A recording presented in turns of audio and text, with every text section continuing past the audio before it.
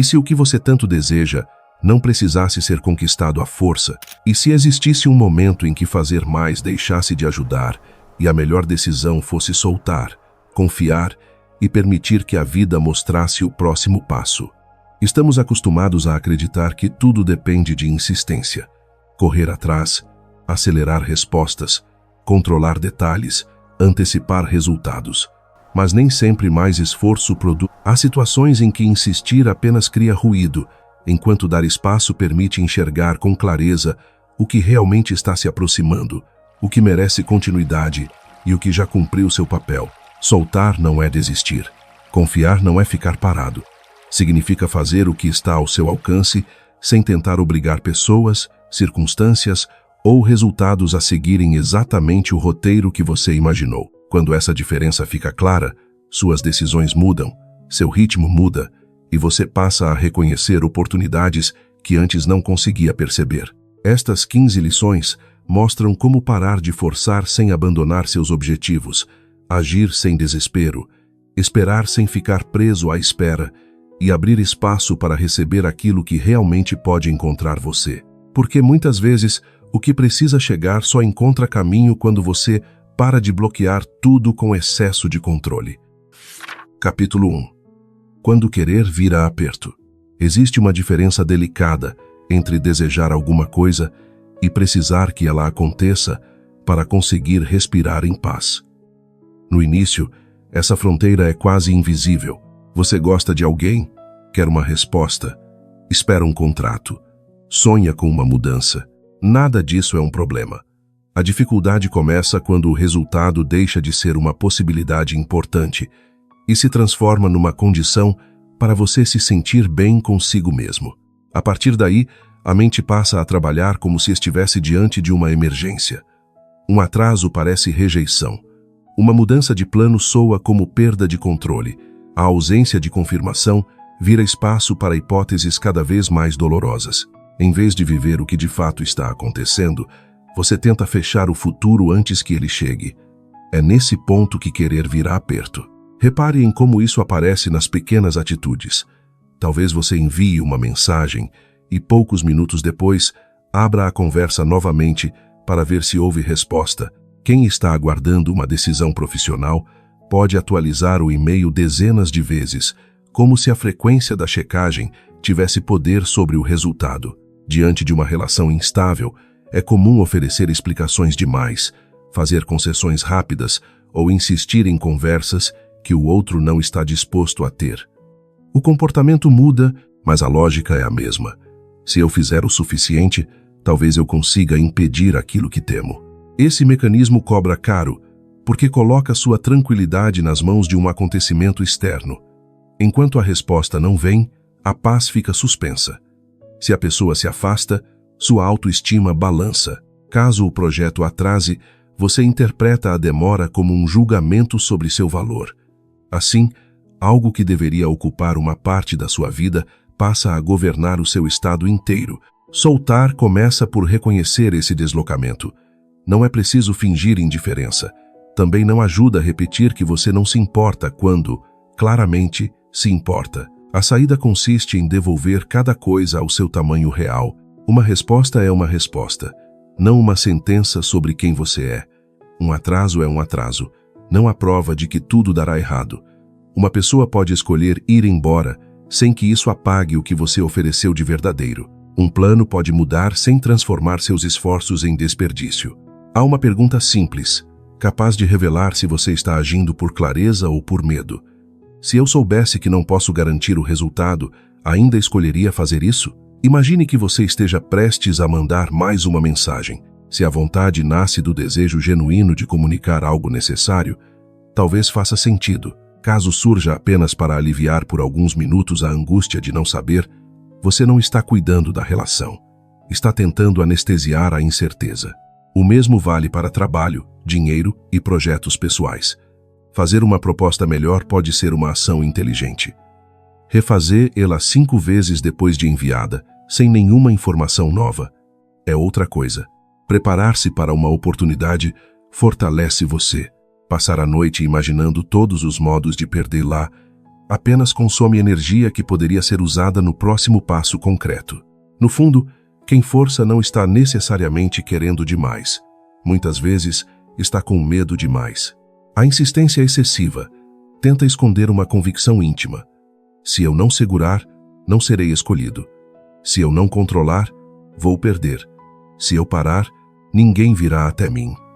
Esse pensamento merece ser ouvido, não obedecido. Hoje, observe um único lugar em que sua mão emocional está apertada demais. Não tente resolver tudo. Perceba apenas onde existe esforço sem retorno proporcional, vigilância sem informação nova, urgência sem necessidade real. Quando identificar esse ponto, faça menos uma intervenção. Uma mensagem a menos, uma checagem a menos, uma explicação a menos, um cenário mental a menos. A primeira lição não é sobre deixar a vida acontecer sozinha. É sobre parar de confundir tensão com compromisso. Você pode querer muito e continuar inteiro. Pode amar sem implorar por garantia. Pode trabalhar por um resultado sem transformar a espera em punição. Quando o desejo deixa de apertar o seu pescoço, a realidade ganha espaço para mostrar se aquilo que você busca também se move na sua direção. Capítulo 2. O medo secreto de parar. Por trás de muita insistência, existe uma crença que raramente é dita em voz alta. Se eu parar de fazer força, vou descobrir que nada viria por vontade própria. Essa possibilidade assusta, porque não ameaça apenas o resultado. Ela ameaça a narrativa que você construiu para suportar a espera. Imagine uma relação em que quase toda a aproximação parte de você. Enquanto continua puxando conversa, propondo encontros, resolvendo conflitos e preenchendo silêncios, ainda é possível acreditar que existe reciprocidade escondida em algum lugar. Se interrompe esse movimento, surge o risco de enxergar uma verdade desconfortável. Talvez o vínculo só pareça vivo porque você o mantém artificialmente em movimento. Algo semelhante acontece com projetos.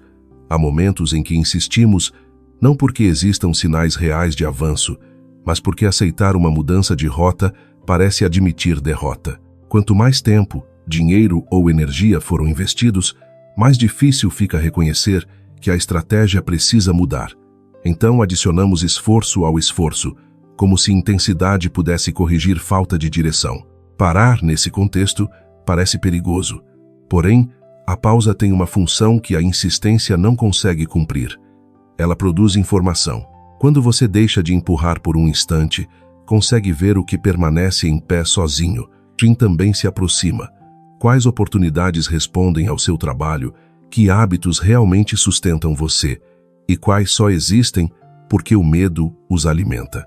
Isso não significa fazer testes silenciosos para punir alguém. Retirar afeto com a intenção de provocar reação continua sendo uma forma de controle. A pausa saudável não diz, vou sumir para ver se você corre atrás. Ela diz, vou parar de ocupar sozinho um espaço que deveria ser construído por dois. A diferença está na intenção. Num caso, você manipula para obter confirmação. No outro, cria condições para observar a realidade sem interferência excessiva. O medo de parar também se manifesta quando você acredita que descanso equivale a atraso. Há pessoas que enchem todos os horários porque um espaço vazio desperta ansiedade. Se não estão produzindo, estudando, planejando ou respondendo a alguém, sentem culpa. A atividade constante oferece uma sensação de importância e, por alguns momentos, impede perguntas incômodas. Ainda assim, movimento não é sinônimo de progresso. Um corpo que corre em círculos se cansa sem chegar a lugar novo. Faça um experimento interno. Pense na situação que mais tem ocupado sua mente. Agora retire por alguns segundos a fantasia de que você conseguirá controlar o desfecho. Sem essa fantasia, o que continua sendo responsabilidade sua, talvez reste uma conversa honesta. Pode sobrar a preparação para uma entrevista, a entrega de um trabalho, uma decisão financeira prudente, um limite claro, um pedido de desculpas ou a escolha de ir embora. O que resta costuma ser menor, mais concreto e menos dramático do que a avalanche mental. Essa redução é importante porque devolve dignidade à ação. Você deixa de agir para obrigar um resultado e passa a agir porque determinado comportamento representa quem deseja ser. Envia uma proposta porque ela está pronta, não para garantir aprovação. Diz o que sente porque prefere honestidade à estratégia, não para impedir que alguém se afaste. Cuida da saúde porque seu corpo merece atenção, não para alcançar um padrão que finalmente permita sentir valor. Quando a ação deixa de servir como moeda de troca com o futuro, aparece uma forma diferente de estabilidade. Você ainda pode desejar muito. A decepção continua possível. O que muda é que sua identidade já não depende de convencer o mundo a devolver exatamente aquilo que você ofereceu. Talvez algumas coisas se afastem quando você parar de persegui-las. Essa é uma parte difícil da confiança que poucas mensagens motivacionais admitem. Soltar não garante que o objeto do seu desejo ficará. Às vezes, justamente porque você soltou, torna-se evidente que aquilo nunca estava vindo na sua direção. Mesmo assim, essa revelação não é uma perda de poder. É o fim de um gasto inútil. O espaço antes ocupado por tentativa, interpretação e ansiedade volta para você. Com ele, fica possível escolher melhor. A segunda lição, portanto, não manda abandonar cedo demais. Ela convida a descobrir o que só existe enquanto é forçado. Se uma conexão precisa da sua perseguição constante, você merece saber. Caso um plano dependa de pressão contínua e nunca ofereça retorno, vale enxergar.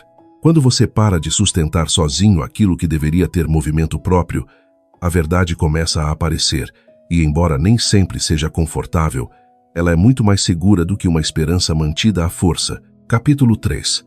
A ansiedade transforma desejo em vigilância. Quando você quer muito um resultado e não sabe quando ele virá, a mente tenta preencher o vazio com monitoramento.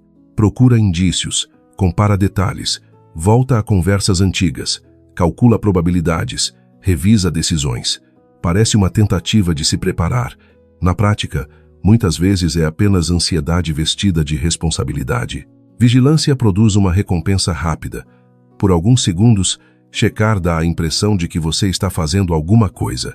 Abrir o aplicativo, rever o saldo, olhar a caixa de entrada ou procurar sinais nas redes sociais cria uma pequena sensação de controle. O alívio dura pouco. Como nenhuma dessas ações resolve a incerteza central, logo surge a necessidade de verificar novamente. Assim, nasce um ciclo que ocupa a atenção sem aumentar sua capacidade real de agir. O problema não está apenas no tempo perdido. Uma mente que procura a ameaça começa a encontrar ameaça em quase tudo. Uma resposta mais curta pode parecer frieza. Um atraso normal se transforma em presságio. O sucesso de outra pessoa vira prova de que você ficou para trás. Quando esse filtro assume o comando, fatos simples recebem significados pesados demais. É por isso que voltar ao presente não é uma frase bonita, é uma medida prática. O futuro existe como planejamento, não como lugar onde você pode viver agora. Quando a cabeça corre para uma cena que ainda não aconteceu, o corpo reage como se precisasse resolvê-la imediatamente. Tensão nos ombros, respiração curta, irritação e dificuldade para dormir podem acompanhar essa tentativa impossível de administrar antecipadamente o que ainda não existe. Para interromper o mecanismo, você precisa diferenciar informação de repetição. Se houve uma mudança concreta, faz sentido avaliar LA. Caso nada novo tenha acontecido, pensar pela 10ª vez não oferece uma 10ª solução. Essa distinção pode ser feita com uma pergunta. Que dado novo eu tenho desde a última vez que pensei nisso? Se a resposta for nenhum, talvez seu próximo ato útil não seja analisar mais, e sim voltar ao que está diante de você. Voltar não exige um ritual complexo. Perceba os pés apoiados no chão. Solte a mandíbula. Faça uma expiração um pouco mais longa do que a inspiração. Depois nomeie 3 coisas objetivas. Onde você está? O que precisa fazer nas próximas horas? E qual assunto pode esperar? Esse gesto simples reduz a distância entre a realidade e o filme que sua mente começou a produzir. Considere alguém aguardando uma resposta profissional importante. Há tarefas que realmente aumentam suas chances futuras. Aprimorar uma habilidade, preparar outro contato, organizar documentos, cuidar das finanças enquanto espera, atualizar o e-mail a cada 5 minutos, não pertence à mesma categoria. A ansiedade mistura essas duas formas de atividade e chama ambas de esforço. Clareza exige separá-las. Em relações, a diferença fica ainda mais evidente. Observar padrões ao longo do tempo pode proteger você. Espionar detalhes para tentar prever se será abandonado corrói o vínculo e, principalmente, corrói sua própria serenidade. A segurança que você procura não virá de descobrir cada variável. Surge quando sabe que, qualquer que seja a verdade, você conseguirá responder a ela sem se abandonar. Essa é uma mudança decisiva. Em vez de perguntar como garanto que nada ruim aconteça, você passa a perguntar como quero me comportar enquanto ainda não sei. A primeira questão procura uma garantia inexistente. A segunda devolve autonomia. Pode ser útil criar horários para aquilo que precisa ser acompanhado. Se você espera um e-mail, verifique em momentos definidos. Se está analisando uma decisão financeira, estabeleça quando revisará os números. Se precisa conversar com alguém, escolha a ocasião e pare de ensaiar 100 versões antes dela. Limites de atenção são tão importantes quanto limites de comportamento. A terceira lição mostra que soltar não começa no grande gesto de desistir de algo. Começa em pequenas interrupções do monitoramento compulsivo, cada vez que você deixa de procurar uma certeza que não pode obter naquele instante, recupera um pedaço da própria presença. Aos poucos, o desejo deixa de ser um alarme tocando o dia inteiro. Você não precisa apagar o que quer. Basta impedir que o que ainda não chegou ocupe todo o espaço do que já está aqui. Quando a vigilância diminui, o corpo desarma, a percepção melhora e as decisões ficam menos contaminadas pelo medo. É nesse estado que você enxerga com mais precisão o que merece continuidade e o que estava sendo mantido apenas pela sua ansiedade. Capítulo 4. Movimento não é perseguição. Há uma razão para tanta gente resistir à ideia de soltar. Ela pode soar como um convite para não fazer nada. Se você aprendeu que resultados pertencem a quem insiste mais, qualquer redução de esforço parece fraqueza. Entretanto, existe uma diferença fundamental entre movimento e perseguição. Movimento responde à realidade. Perseguição tenta obrigar. Lá, quem se movimenta observa, decide e age.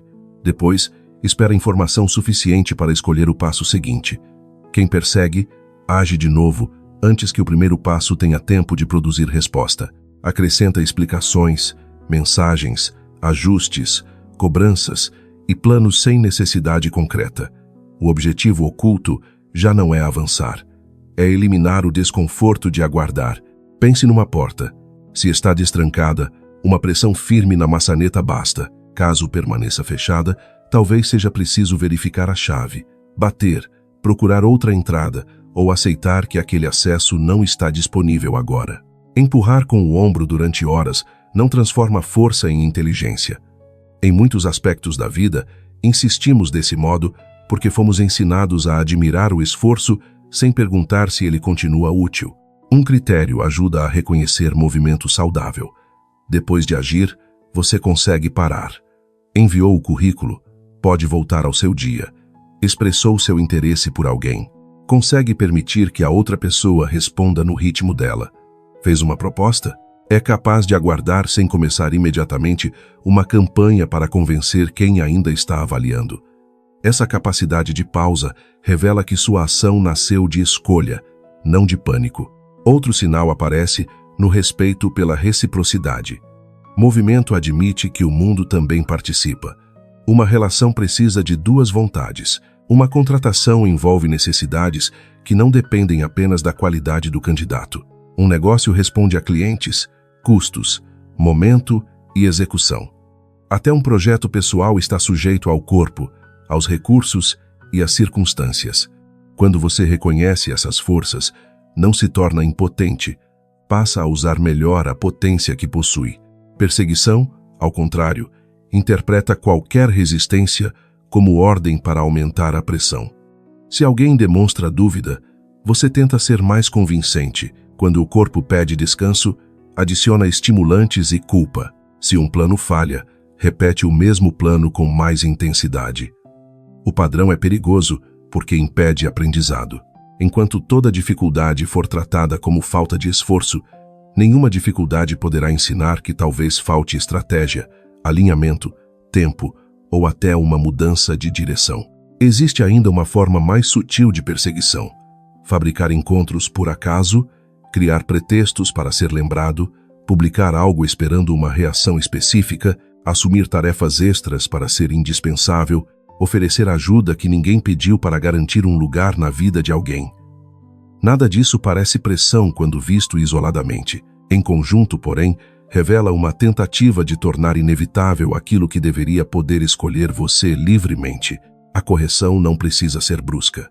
Escolha um campo em que você costuma exagerar a intervenção e estabeleça um intervalo.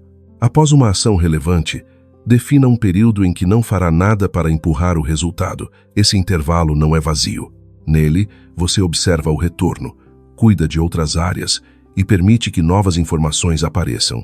No trabalho, isso pode significar entregar com qualidade e não pedir validação 5 vezes. Numa relação, pode ser dizer claramente o que deseja e deixar de construir argumentos para ser escolhido. Em um objetivo pessoal, talvez consista em seguir uma rotina sustentável sem aumentar a carga toda semana apenas porque a transformação ainda não está visível. Quanto mais você pratica esse ritmo, mais percebe que boa ação tem começo e fim. Ela não precisa continuar vibrando dentro da cabeça depois de executada. Você faz o que cabe, encerra aquele ciclo provisório e retorna à vida. A quarta lição devolve dignidade ao esforço. Não se trata de trabalhar menos por princípio, e sim de retirar o excesso que nasce do medo. Há momentos de avançar, de insistir, de corrigir e até de lutar por algo importante. O ponto é saber quando a energia ainda produz efeito e quando virou uma tentativa de controlar a resposta alheia ou o tempo dos acontecimentos. Quando o movimento substitui perseguição, você continua ativo sem se tornar refém. A iniciativa permanece, a compulsão diminui, e aquilo que realmente tem condições de crescer ganha uma coisa que a pressão quase nunca oferece: espaço. Capítulo 5. O preço de manter tudo na força. Forçar alguma coisa raramente parece caro no primeiro dia. O custo se acumula aos poucos. Você dorme um pouco pior, pensa no assunto durante o banho, perde presença numa conversa, adia uma tarefa, aceita um comportamento que normalmente não aceitaria. Como cada concessão é pequena, demora para perceber que uma parte enorme da sua energia está sendo consumida por uma única tentativa de fazer a realidade cooperar. O primeiro preço é a atenção.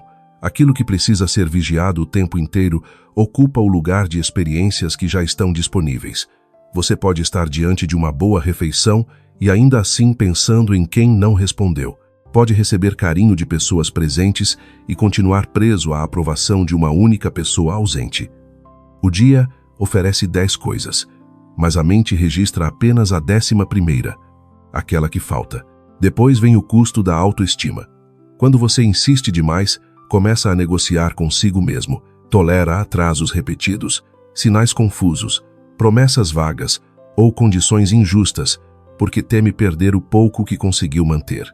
Aos poucos, o critério deixa de ser "isso me faz bem" e vira "o que preciso fazer para isso não acabar?". Essa inversão é perigosa. Em nome de preservar uma possibilidade, você vai diminuindo o próprio lugar dentro dela. Há também o preço da clareza.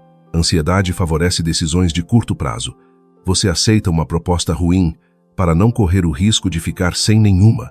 Compra antes de avaliar porque teme perder a oportunidade. Diz sim a compromissos que não cabem na agenda para evitar desapontar alguém. A pressa promete alívio imediato e cobra juros depois. No corpo, a conta pode aparecer como cansaço persistente, irritação, dificuldade de descansar ou sensação de estar sempre ligado. Não é necessário transformar cada sintoma em diagnóstico. Basta reconhecer uma realidade simples. Viver em alerta contínuo desgasta. Se toda demora é tratada como perigo, seu organismo recebe poucas mensagens de que pode parar. O custo mais silencioso, porém, é a deformação do desejo.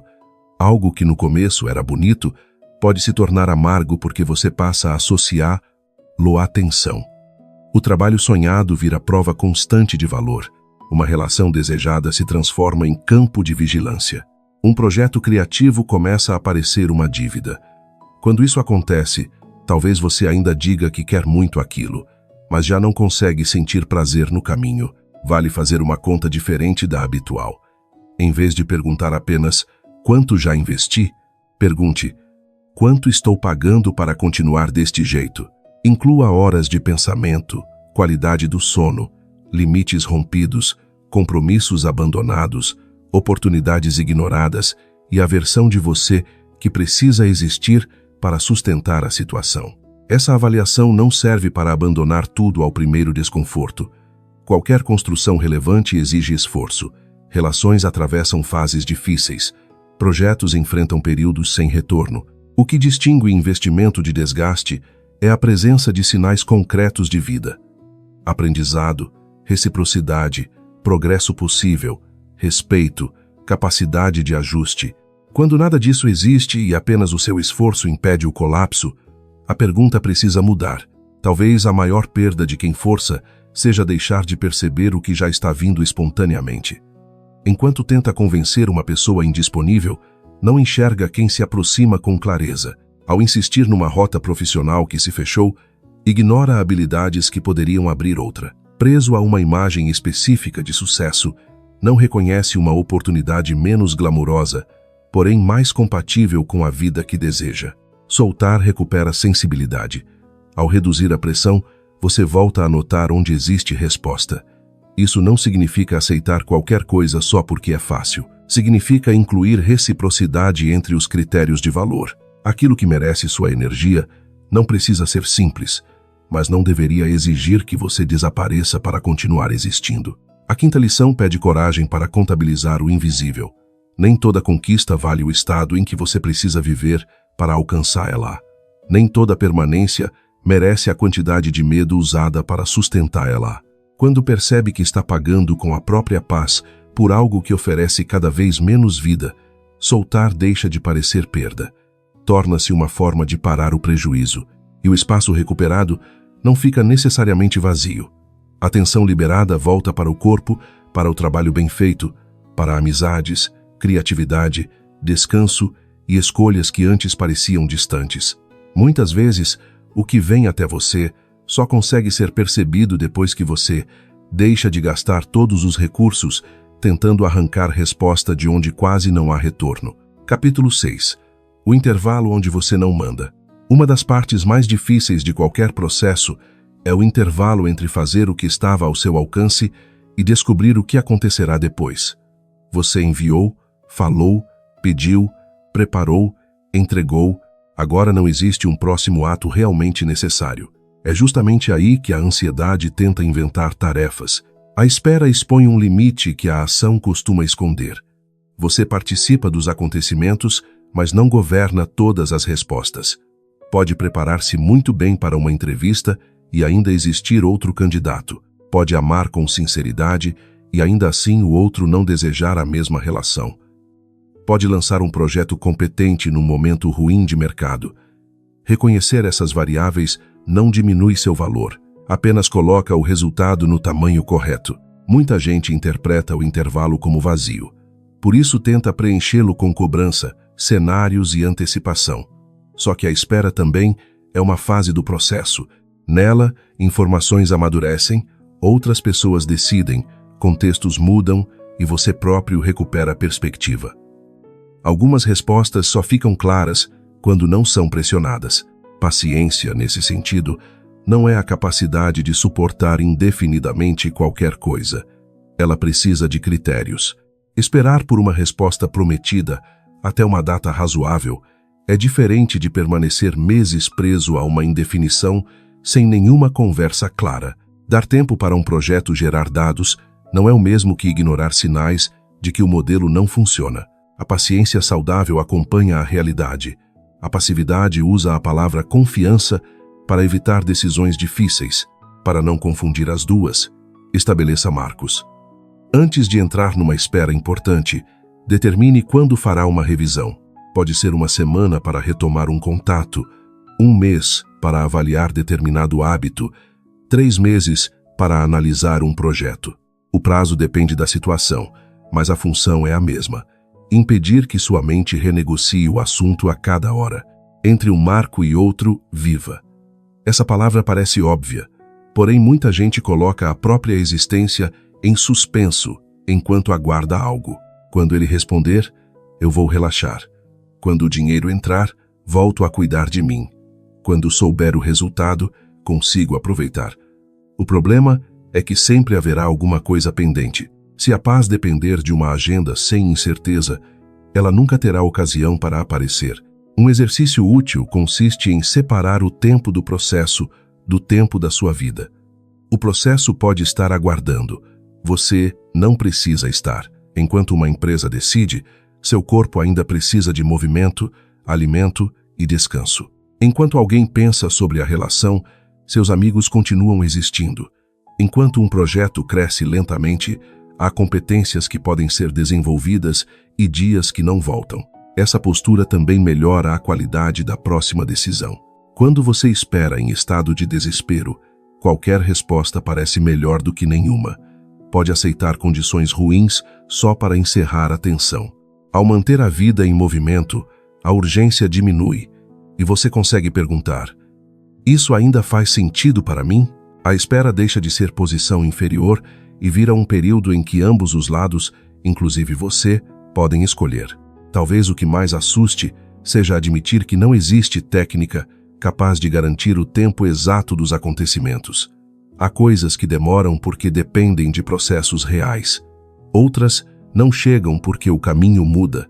Algumas aparecem depois que você já deixou de precisar delas do mesmo modo. Nenhuma dessas possibilidades pode ser resolvida à força. O que pode ser treinado é a capacidade de sustentar o "ainda não sei". Essa frase é muito mais madura do que previsões otimistas ou catastróficas.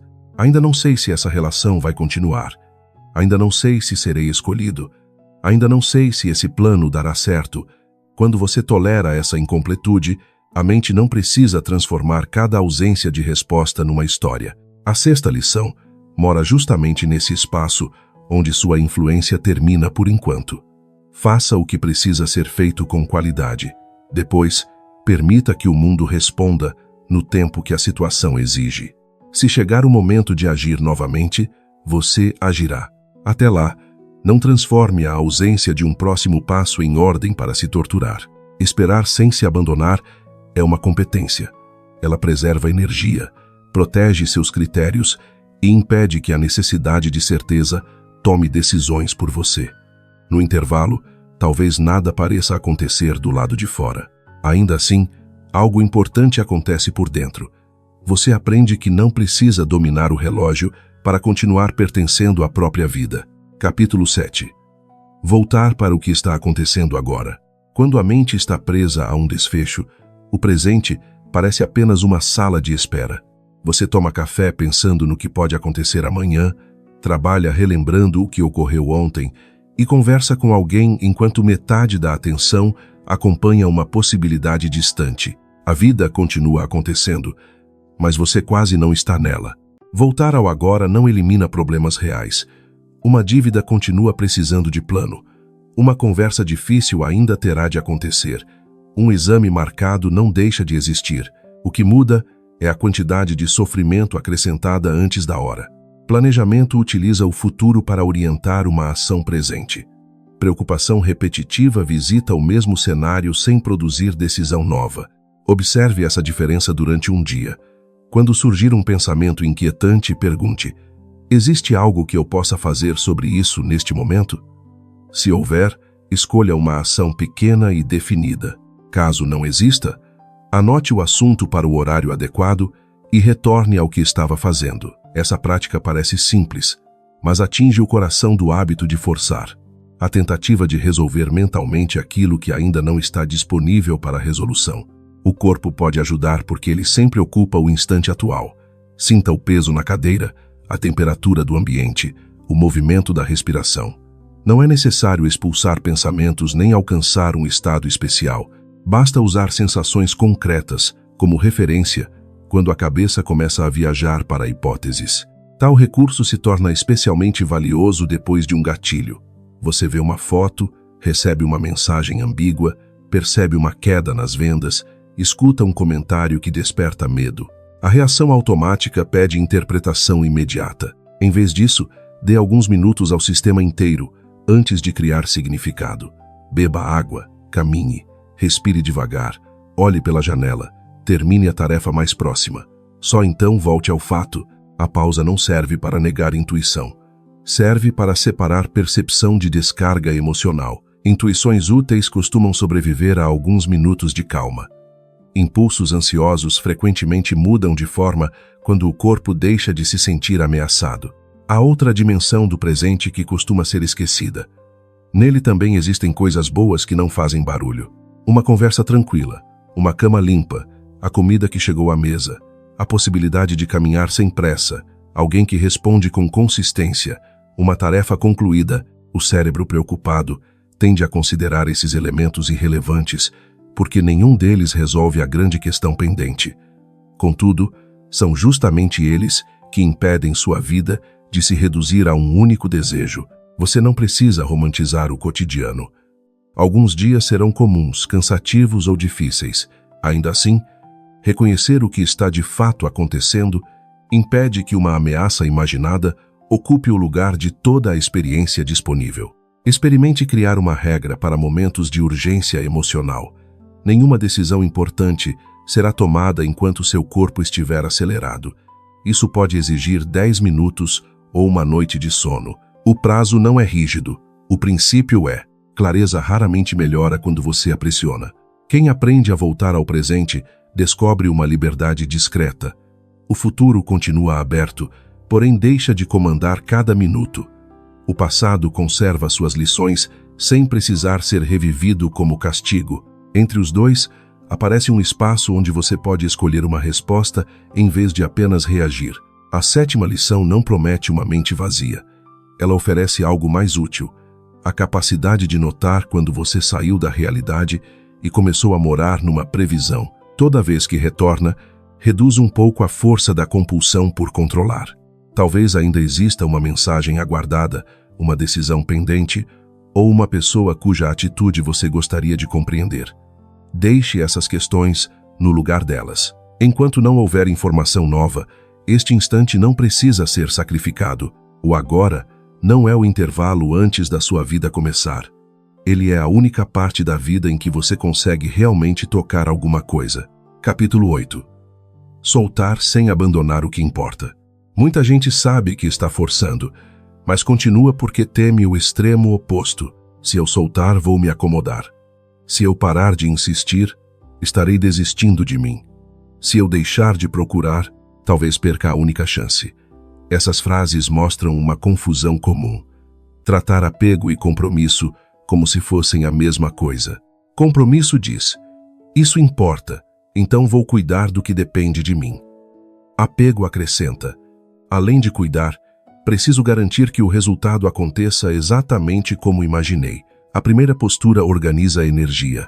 A segunda tenta administrar também o que pertence ao tempo, às circunstâncias e às escolhas de outras pessoas.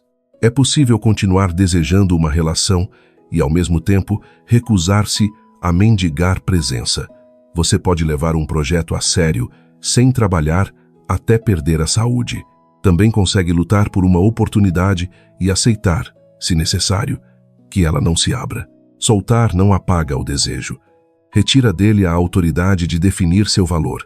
Para tornar essa distinção prática, pense em 3 camadas. A primeira é a ação necessária, o que de forma concreta precisa ser feito. A segunda é o excesso ansioso. Que comportamento você acrescenta apenas para sentir que está controlando? A terceira é o resultado, que nunca pertence inteiramente a você. Quando essas camadas ficam misturadas, todo esforço parece obrigatório. Ao separá-las, surge escolha. Considere alguém preparando um concurso ou uma certificação. Estudar com método pertence à ação necessária. Trocar constantemente de estratégia, dormir pouco por culpa e medir o próprio valor por cada simulado podem pertencer ao excesso. A aprovação final depende do desempenho, mas também de critérios, concorrência e condições do dia. Soltar, nesse caso, não significa estudar menos do que precisa. Significa parar de usar sofrimento como prova de comprometimento. Numa relação, a mesma lógica pode ser ainda mais reveladora. Falar com clareza sobre o que você sente é ação. Repetir a conversa até obter a resposta desejada vira pressão. A decisão do outro pertence a ele. Aceitar essa fronteira dói, porém impede que amor se transforme em negociação permanente. Existe uma frase interior que ajuda. Eu posso fazer a minha parte sem ocupar a parte do mundo inteiro. Dita com sinceridade, ela devolve proporção. Você continua presente, mas não invade.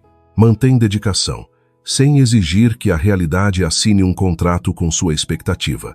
Naturalmente, haverá recaídas. Depois de alguns dias mais calmos, um silêncio pode reativar a vontade de correr atrás. Um resultado ruim talvez faça você duvidar da escolha de agir com menos ansiedade. Nesses momentos, não transforme o retorno do medo em prova de fracasso. Há hábitos emocionais que foram repetidos por anos. Eles não desaparecem porque você compreendeu uma ideia numa tarde. Em vez de lutar contra a recaída, reconheça o impulso antes de obedecer. Estou com vontade de mandar outra mensagem. Quero refazer tudo porque estou inseguro. Sinto que preciso decidir agora. Dar nome ao movimento cria alguns centímetros de distância entre sensação e ação. Muitas escolhas ruins precisam justamente da ausência dessa distância. Outra parte de soltar é aceitar que você pode mudar de ideia. Talvez uma meta que parecia essencial deixe de fazer sentido. Quem confunde persistência com identidade sente vergonha de ajustar o caminho. Porém, abandonar uma estratégia que não serve não é abandonar a si mesmo. Às vezes, é a primeira forma verdadeira de se respeitar. A 8ª lição pede uma confiança adulta, não uma fé cega. Você observa dados, conversa, corrige, se prepara e toma decisões. Depois disso, recusa-se a transformar a própria ansiedade em mais um método de trabalho. O que importa não será protegido pelo seu desespero. Se precisa de cuidado, cuide. Caso exija conversa, converse. Quando pede disciplina, seja constante. Mas, depois de cumprir a parte honesta, deixe espaço para descobrir o que acontece sem a sua mão, apertando tudo o tempo inteiro. É nesse espaço que compromisso e liberdade podem coexistir. Você não foge da responsabilidade, tampouco se coloca como responsável por tudo. Tal equilíbrio permite continuar inteiro, mesmo quando o resultado ainda está aberto. E essa inteireza muda a qualidade de cada próximo passo. Capítulo 9. A ação limpa não precisa de garantias. Existe um tipo de ação que deixa você exausto mesmo antes de terminar. Ela nasce acompanhada de dezenas de expectativas. Que a pessoa responda de certo jeito, que o esforço seja reconhecido, que a oportunidade se abra, que ninguém interprete mal, que o resultado compense imediatamente.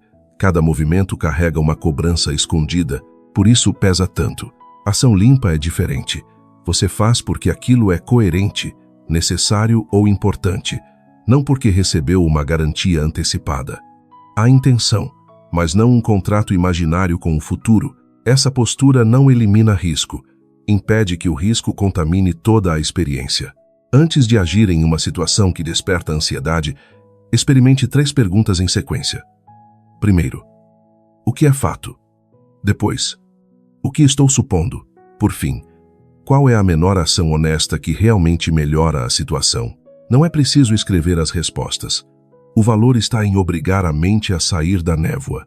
Suponha que alguém esteja mais distante. O fato pode ser simples. Respondeu menos nos últimos dias. A suposição talvez seja: perdeu o interesse, está com outra pessoa, ou eu fiz algo errado. A ação honesta pode consistir em perguntar como ela está, e se a mudança persistir, conversar diretamente sobre o vínculo. Investigar redes, criar testes, enviar mensagens calculadas ou tentar despertar ciúme não melhora a informação, apenas aumenta o ruído. No trabalho, o mesmo método protege contra decisões impulsivas. Fato: o projeto não alcançou a meta prevista. Suposição: sou incapaz, ou nunca vai funcionar. Ação útil: revisar dados, identificar um gargalo e testar uma mudança. Quando você separa essas camadas, deixa de tratar interpretações emocionais como ordens. A ação limpa também aceita um não. Essa é uma de suas características mais fortes. Se você só consegue fazer um pedido quando acredita que a resposta será positiva, ainda está tentando controlar. Pedir com maturidade inclui permitir que o outro tenha liberdade de recusar. Apresentar uma proposta inclui a chance de ela não ser escolhida. Mostrar quem você é inclui descobrir que nem todos se identificarão. É tentador pensar que confiança significa certeza de sucesso. Na verdade, uma forma mais sólida de confiança é saber que você continuará capaz de decidir depois de qualquer resposta.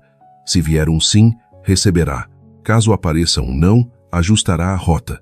Diante de um ainda não, avaliará quanto tempo faz sentido permanecer disponível. Essa postura reduz comportamentos performáticos.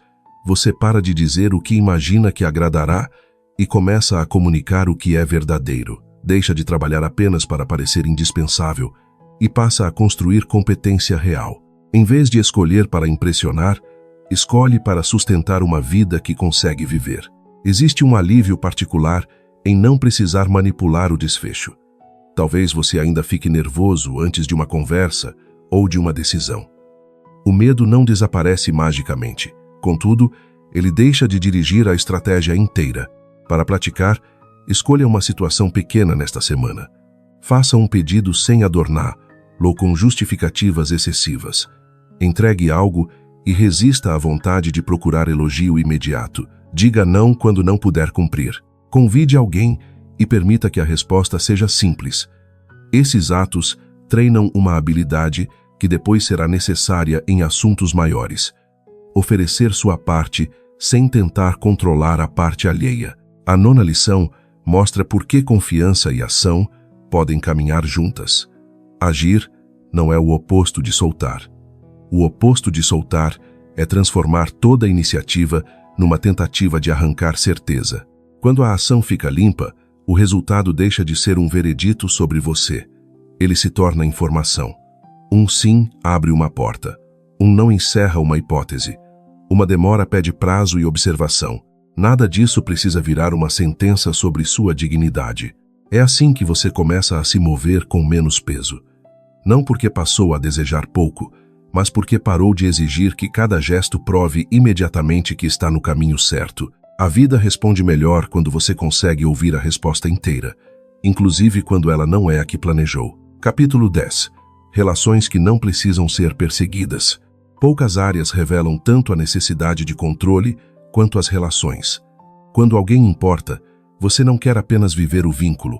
Deseja saber se continuará existindo amanhã. Procura sinais de permanência. Mede o interesse. Tenta antecipar mudanças. Se percebe distância, a primeira reação pode ser aumentar a presença. O medo diz que, se você ocupar mais espaço, será mais difícil ser deixado, mas proximidade obtida por pressão não oferece a segurança que promete. Quanto mais você precisa lembrar alguém de escolher você, menos consegue descansar na escolha dessa pessoa. A relação vira uma tarefa de manutenção contínua. Um dia bom alivia, um silêncio reabre tudo. Reciprocidade não significa que duas pessoas agirão com a mesma intensidade em todos os momentos. Há diferenças de personalidade, rotina, linguagem afetiva e circunstância. O ponto não é contabilizar mensagens. Importa perceber o padrão. Existe interesse espontâneo dos dois lados. Há espaço para suas necessidades. O outro repara quando algo machuca. Você pode ser direto sem temer que qualquer verdade faça tudo desmoronar.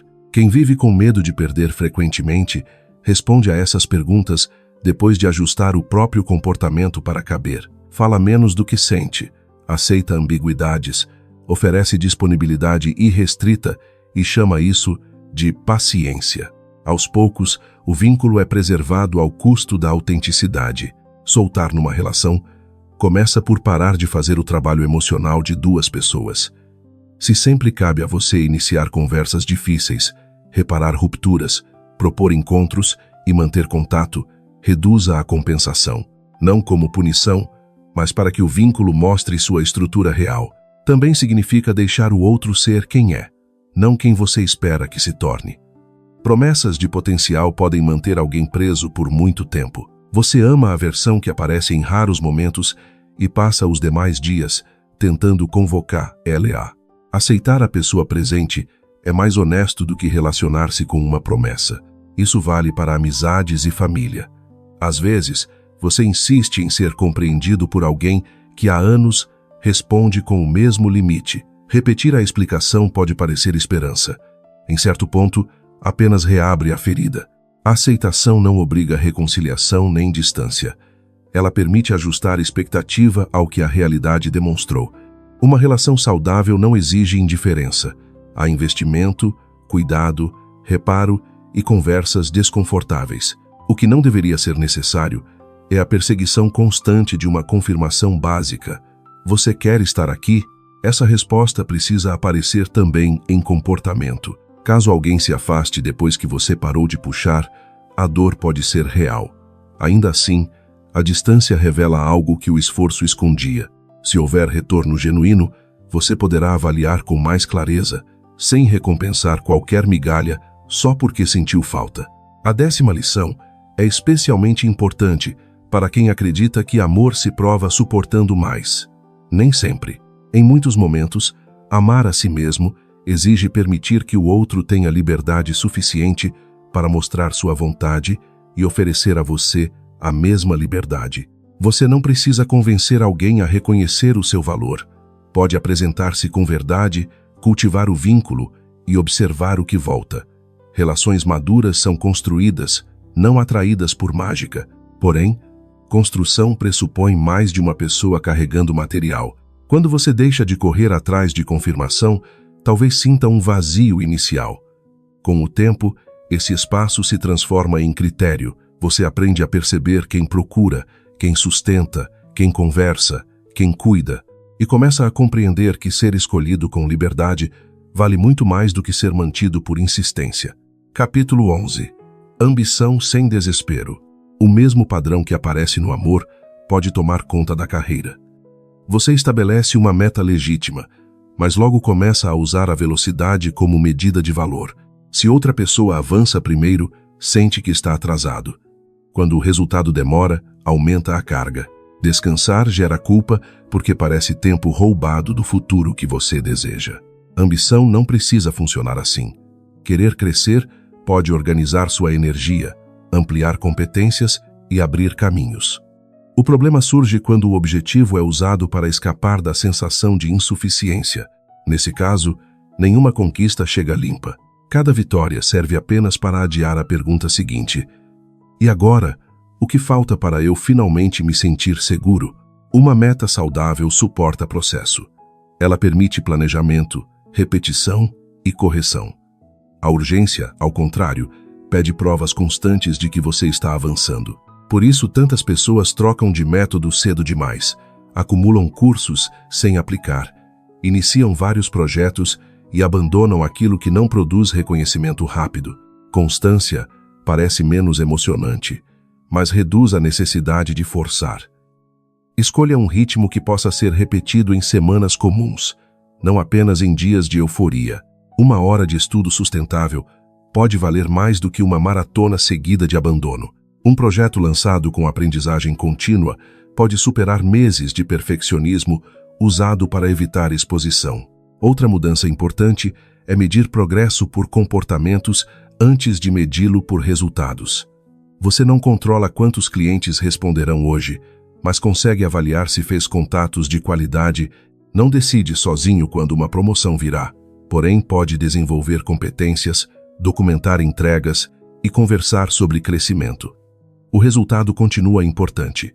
Apenas deixa de ser o único termômetro diário. Isso protege você da comparação. A trajetória de outra pessoa mostra apenas uma combinação particular de ponto de partida, oportunidade, escolha e acaso. Usá-la como relógio para sua vida cria uma corrida sem pista comum. Melhor perguntar se suas ações atuais constroem capacidade para o tipo de oportunidade que deseja. Há momentos em que avançar mais rápido será possível. Aproveite-os. Em outras fases, Responsabilidades familiares, saúde, dinheiro ou aprendizado exigirão um ritmo diferente.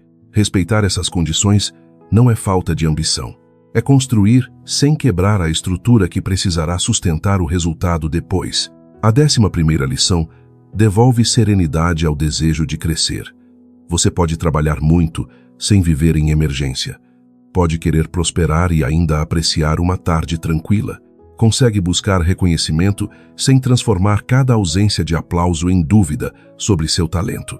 O sucesso que exige que você se odeie durante o caminho chega com uma dívida alta. Já o progresso sustentado por disciplina, curiosidade e limites fortalece a pessoa que receberá as próximas oportunidades. Em vez de perguntar o tempo inteiro quando vai acontecer, experimente outra questão. Estou me tornando capaz de sustentar aquilo que quero? A pergunta desloca a atenção do calendário para a preparação. Enquanto uma porta não abre, você não precisa socá-la. Pode fortalecer as mãos, ampliar caminhos e continuar andando. Capítulo 12. Simplificar para ouvir o que realmente responde. Quando tudo parece urgente, fica difícil perceber o que realmente pede atenção. Notificações, opiniões, comparações, metas paralelas e conversas inacabadas criam um ambiente interno barulhento. Nesse cenário, qualquer desejo importante tende a virar obsessão porque você perde a capacidade de distinguir sinal de ruído. Simplificar é uma forma de soltar. Não significa reduzir a vida ao mínimo, nem rejeitar responsabilidades. Trata-se de retirar estímulos e compromissos que mantêm sua mente constantemente reativa. Quanto menos energia é gasta respondendo ao desnecessário, mais clareza sobra para reconhecer o essencial. Comece pela agenda. Existem compromissos aceitos apenas para evitar culpa, tarefas que continuam sendo feitas por hábito, embora já não tenham função, conversas que poderiam ser resolvidas com uma resposta clara, mas se prolongam porque você teme desagradar. Cada excesso pequeno ocupa espaço mental. Depois observe a entrada de informação. Se você passa horas acompanhando a vida de pessoas com quem se compara, não é surpresa que o próprio ritmo pareça insuficiente. Caso verifique continuamente conteúdos sobre como atrair, como fazer alguém sentir falta ou como acelerar resultados, a mensagem implícita é que existe sempre mais uma técnica capaz de controlar o que ainda não aconteceu. Essa busca por métodos pode virar outra forma de perseguição. Escolher menos fontes, menos metas simultâneas e menos promessas libera a percepção. O silêncio que surge talvez seja desconfortável no começo, porque nele você ouve perguntas antes abafadas. Eu realmente quero isso ou quero provar alguma coisa? Essa pessoa combina comigo ou apenas ativa meu medo de rejeição? Este objetivo ainda pertence à minha vida atual? Não responda depressa. A simplicidade não existe para produzir certezas instantâneas. Serve para criar condições em que respostas mais honestas possam aparecer. Também vale simplificar a maneira de decidir. Quando estiver diante de uma escolha, retire cenários improváveis e foque no que já sabe. Se uma relação oferece desrespeito repetido, você não precisa construir 20 teorias sobre o motivo. Quando um projeto apresenta dados ruins por tempo suficiente, talvez seja a hora de revisar a estratégia. Se uma rotina está destruindo sua saúde, nenhuma narrativa sobre produtividade muda esse fato. A 12ª lição ensina que confiança precisa de espaço. Uma mente lotada confunde intensidade com importância. Já uma vida um pouco menos congestionada permite notar o que retorna espontaneamente, o que pede continuidade e o que só consumia a atenção porque você nunca parava para questionar. Faça uma pequena limpeza, não uma revolução. Cancele um compromisso dispensável. Silencie uma fonte de comparação. Termine uma pendência de 5 minutos. Diga um não que já estava atrasado. Escolha uma prioridade para a semana. Essas ações não fazem tudo vir até você. O efeito é mais concreto. Deixam você disponível para enxergar o que está chegando, responder melhor ao que importa e recusar aquilo que ocupa espaço sem oferecer sentido. Muitas oportunidades passam despercebidas, não porque o universo as esconde, mas porque a atenção está saturada. Ao simplificar, você recupera o recurso mais valioso para qualquer decisão. Presença suficiente para perceber. Capítulo 13. Suficiência antes da chegada. Há um tipo de pressa que nasce da ideia de que a vida só começará quando algo chegar. Enquanto o relacionamento não se define, você se sente incompleto. Até o dinheiro aumentar, acredita que não pode relaxar. Antes do reconhecimento, considera o próprio trabalho insuficiente. Assim, o futuro recebe a tarefa impossível de consertar sua relação consigo mesmo. Suficiência não significa concluir que já tem tudo e nunca mais desejar nada. Ela apenas separa desejo de carência. Você pode querer companhia sem transformar solidão momentânea em prova de fracasso. É possível buscar prosperidade sem tratar o presente como uma fase indigna. Também dá para sonhar com mudança sem desprezar a pessoa que está atravessando o caminho agora. A gratidão ajuda nessa mudança quando não é usada para negar dificuldades.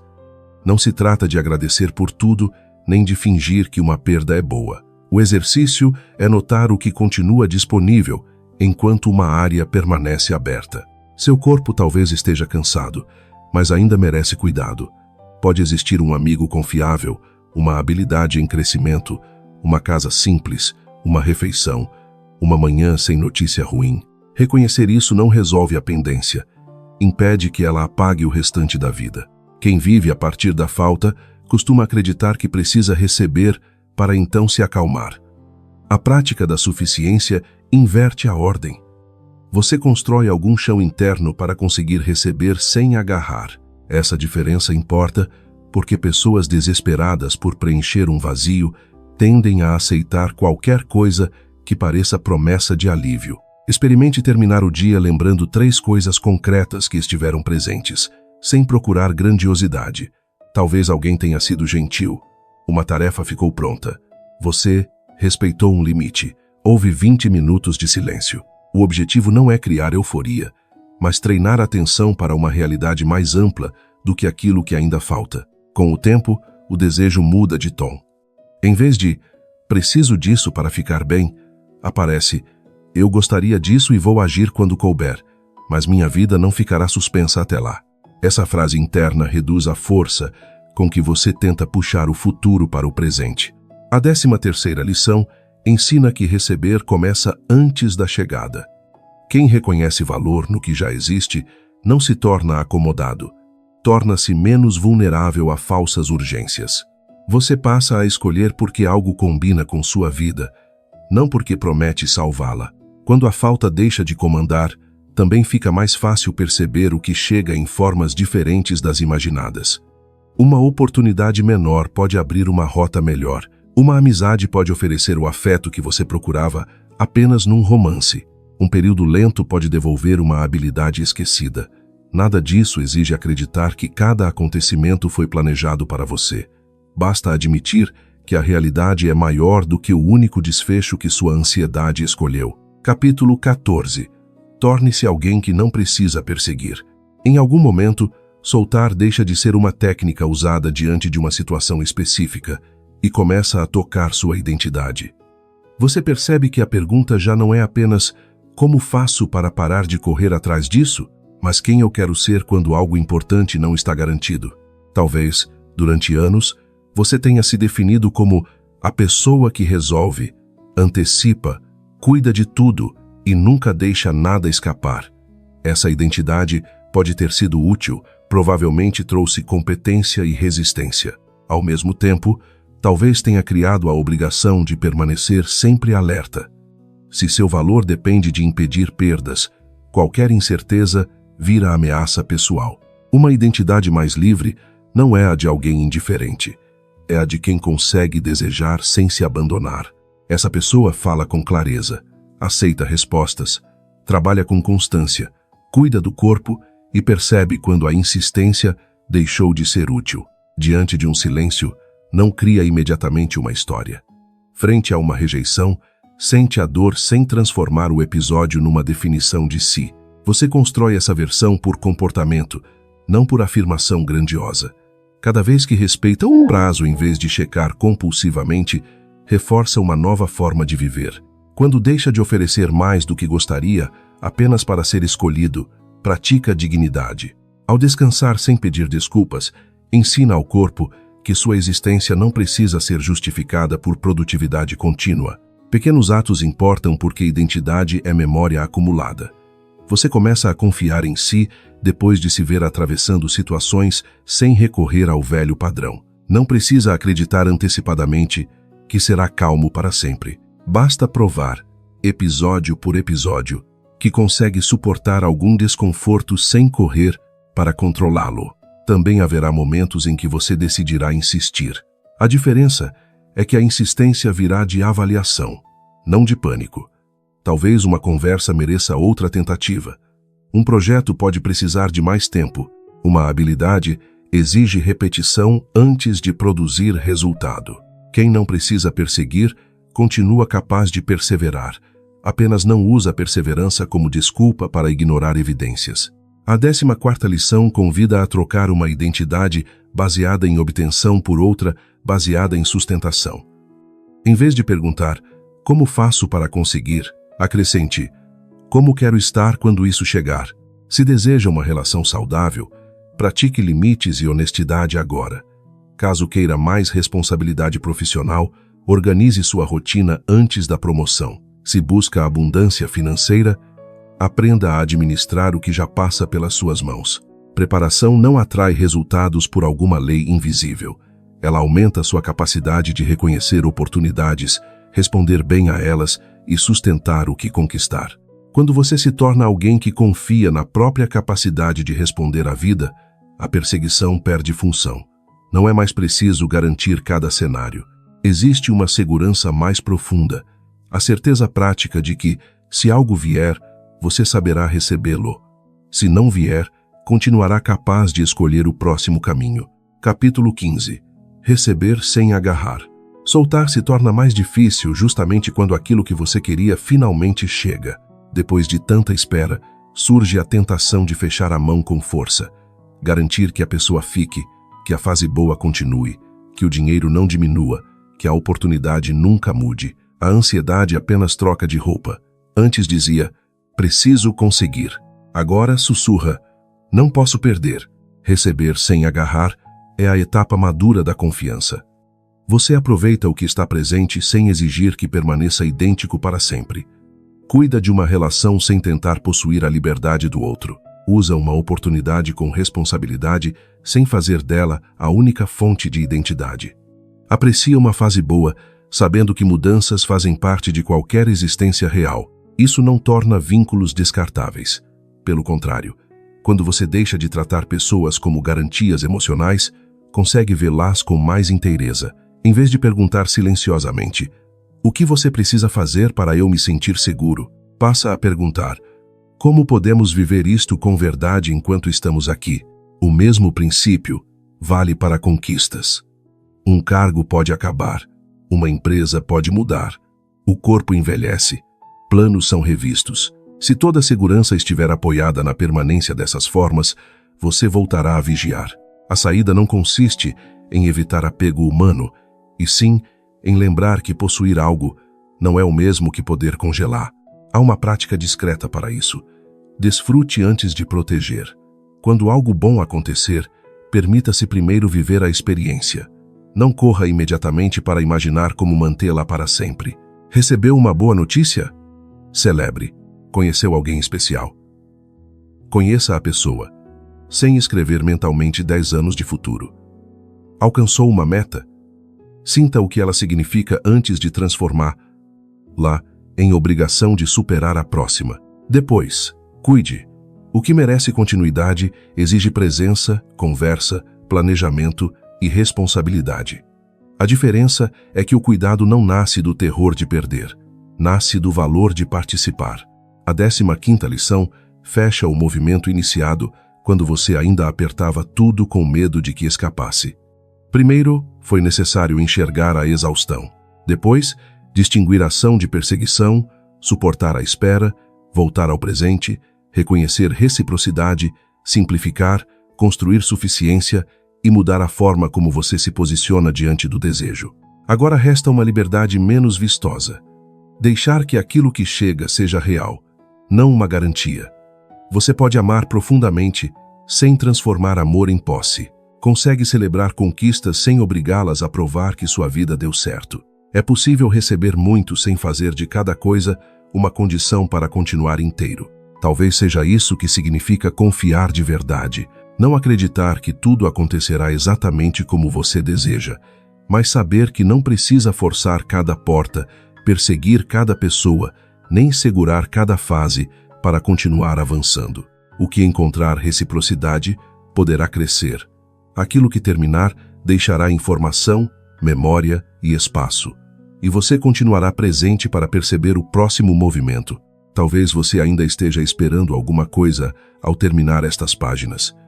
Uma mensagem pode continuar sem resposta. A decisão que ocupa sua cabeça talvez não tenha mudado.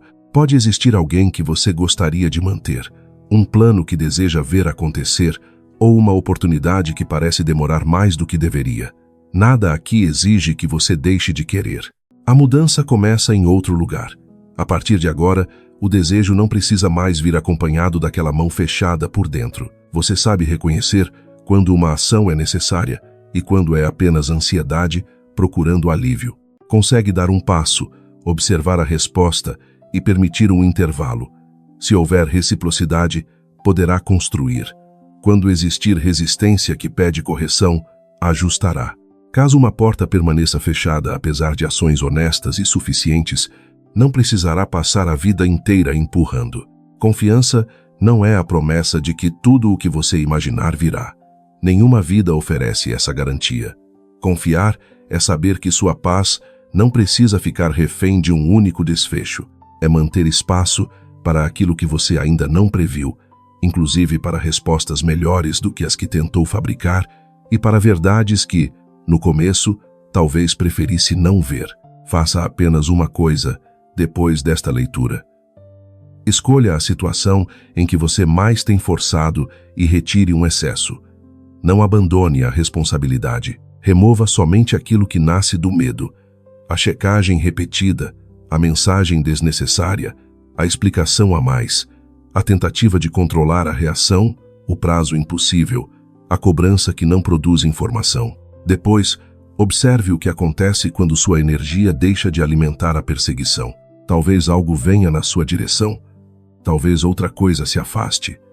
Nos dois casos, você estará finalmente diante da realidade, não de uma realidade sustentada pela força. E é aí que a frase do título ganha um sentido mais profundo. Solte e confie, não porque o mundo lhe deve tudo, mas porque você já não precisa se violentar para merecer o que combina com a sua vida. O que puder ser construído com verdade, encontrará espaço. O que exigir que você desapareça de si para existir, custará caro demais. Abra a mão. Continue atento. Faça o que é seu quando chegar a hora. E, entre uma ação e outra, volte a viver.